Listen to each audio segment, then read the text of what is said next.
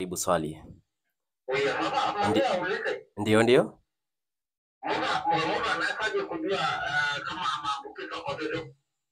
Kama?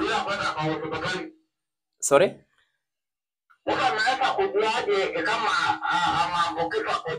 Utajua umeambukizwa kichocho dalili zikiwa utakuwa na maumivu makali sana kwa tumbo. Kumbuka dalili hizo, utakuwa na maumivu makali sana kwa tumbo, tumbo linauma. Utakuwa vile vile ukienda chooni unakojoa damu. Yaani unaona mikojo yako ikitoka itakuwa na damu. Na pia vile vile kwa wale wanaenda choo ama haja kubwa, utakuta pia iko na damu pia.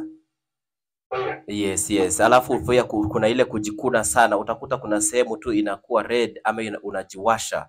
Hiyo ndio utaanza kujua ni dalili. Lakini dalili yenye watu wengi wanapenda kujua ama inatambulika kwa sana kwa kichocho, ndio isiweze kukua confused na magonjwa mengine, ni kukojoa damu na kwenda choo yenye kuna damu. Yes.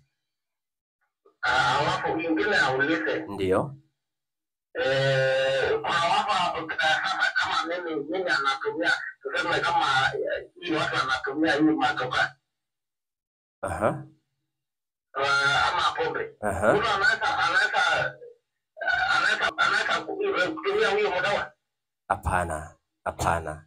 Haezi pata hivyo. Njia tu kwa kuipata ni kupitia kwa mguso wa ngozi. Hizo tunasema viini, acha nitumie neno kiini. Hizo viini za ugonjwa wa kichocho zikitoka kwa konokono, uweza kuingia kwa ngozi yako kupitia mwili. Kwa kuguswa kwa ngozi, si eti kwa kunywa maji ama kwa kupitia njia ya mdomo, hapana. Kwa njia ya ngozi. Hizo viini zinatoboa ngozi yako, zikishaingia kwa ngozi yako zinaingia kwa damu, zikishaingia kwa damu zinasambazwa. Zenye za kwenda kwa tumbo zinaenda kwa tumbo, zenye kwa kwenda kwa kibofu cha mkojo zinaenda kwa kibofu cha mkojo. Alafu pia ukienda chooni ama ukikojoa, ukiamua hiyo umekojoa peupe hujakojoa kwa choo, mtu mwingine naye akakuja kukanyaga, ukishaziachilia kwa maji zitakuwa ziko hai. Unaona, kwa sababu bado wewe yani umezitoa. Unajua siku ile zimejaa kwa mwili zinatoka, zinang'ang'ania zote, ukikojoa bado unatoka nazo. Unaona? Ukienda yes. Nashukuru zaidi. Sasa kani mimi anaachia hii yote hapa hizo sasa. Unajua kuna hii makonokono hapa mataani.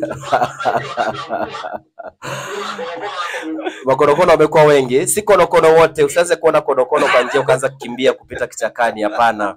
Ni konokono tu maalum wanaopatikana kwa maji ambayo ni fresh water, ndio wanaweza kusababisha huo ugonjwa wa kichocho. Usianze kukimbia ukiona konokono ama iti uanze kuziua. Kwa sasa unaona hawa wakulima wa michele kwa sababu si ni ile ni mabao wametengeneza, si konokono upenda